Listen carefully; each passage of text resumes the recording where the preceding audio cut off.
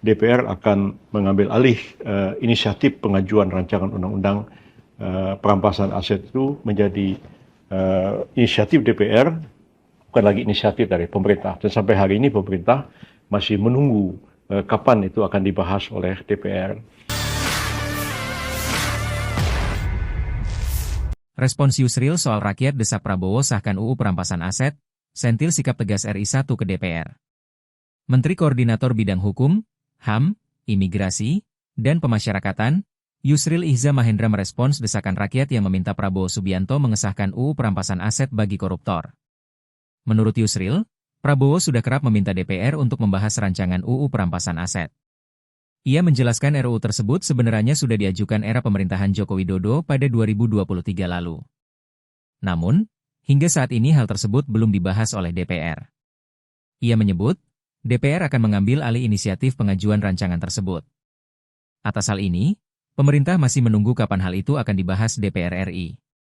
Pernyataan itu disampaikan Yusril saat merespons isi aksi 17/8 tuntutan rakyat lewat kanal YouTube pribadinya, Yusril Iza Mahendra Official, Kamis 4 September.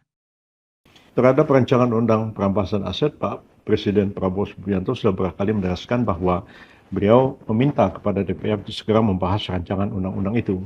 Sehingga saya pada bulan Mei yang lalu juga banyak teman-teman wartawan bertanya kepada saya bagaimana sikap pemerintah terhadap RUU perampasan aset itu. Sebelumnya kita ketahui RUU itu sebenarnya sudah diajukan oleh pemerintah Pak Jokowi tahun 2023 yang lalu, tapi sampai sekarang belum dibahas oleh DPR. Dan kabar terakhir kami dengar bahwa DPR akan mengambil alih inisiatif pengajuan rancangan undang-undang perampasan aset itu menjadi inisiatif DPR, bukan lagi inisiatif dari pemerintah. Dan sampai hari ini pemerintah masih menunggu kapan itu akan dibahas oleh DPR.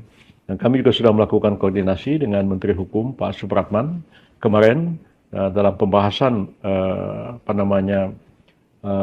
Prolegnas tahun 2025 dan 2026 ini, ya rancangan undang perampasan aset itu menjadi salah satu rancangan undang yang diberikan prioritas untuk dibahas.